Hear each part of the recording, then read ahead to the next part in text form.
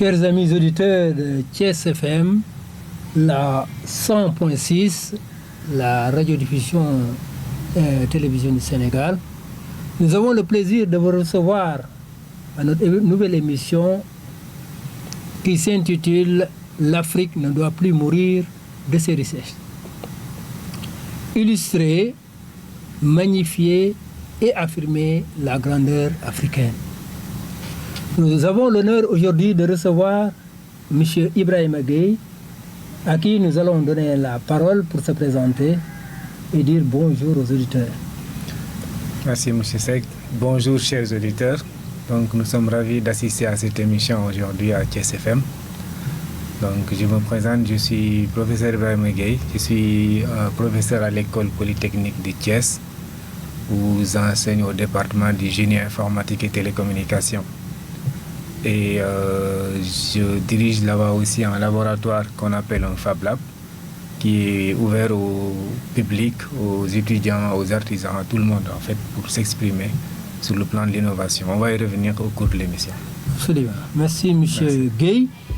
Alors, pourquoi nous parlons d'illustrer la grandeur africaine? Je pense que souvent nous traînons un complexe, ou on nous fait traîner un complexe d'infériorité. Je pense que récemment, avec la Coupe du Monde, eh bien, les Africains ont eu à faire une performance et justement avec des entraîneurs africains. Hein? Le Maroc est allé jusqu'en demi-finale. Quelle appréciation vous donnez de cela? J'apprécie ça très positivement parce que c'est quelque chose qui montre que les Africains peuvent réussir eux-mêmes sans passer par d'autres personnes, d'autres pays.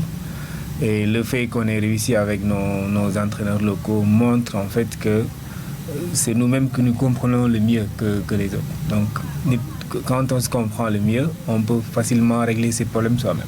Surtout la communication, parce que jusqu'à présent, on a eu ici des entraîneurs qu'on appelait les sorciers blancs. Ouais. Certains étaient allemands, certains étaient français, et souvent il y a des problèmes de communication énormes. Effectivement. Il y a la communication, il y a l'attachement à sa patrie. Et si ce n'est pas sa patrie, on a beau être attaché, c'est différent de quelqu'un qui défend ses propres couleurs. Et ça, les entraîneurs l'ont bien prouvé. Absolument. Alors, donc, nous allons entrer dans le vif du sujet.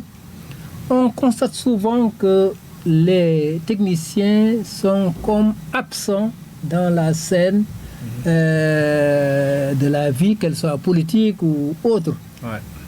Et pourtant, on a l'impression, on va dire, pourquoi ils ne prennent pas la parole, alors que peut-être que si nous regardons, c'est eux qui font le monde.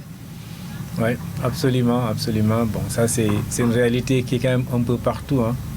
Et si les techniciens souvent sont derrière, on va dire, derrière la scène, en train de faire le travail, et malheureusement ils n'ont pas la chance ou l'opportunité de s'exprimer comme ils devraient, surtout dans nos pays où malheureusement quand ceux qui doivent parler ne parlent pas, on voit ce qui se passe. Donc c'est d'autres personnes qui parlent et généralement on n'a pas les résultats qu'on voudrait avoir.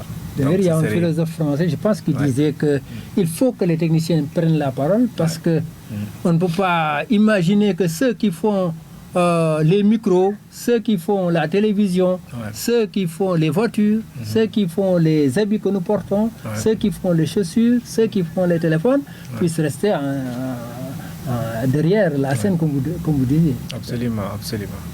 Ce serait bien que ces techniciens et que ces ingénieurs et toutes ces personnes qui sont dotés d'une certaine capacité technique, on va dire, et imaginative, puissent s'exprimer, puissent aller parler avec les gens tous les jours, puissent s'enquérir des problématiques, puissent en discuter publiquement.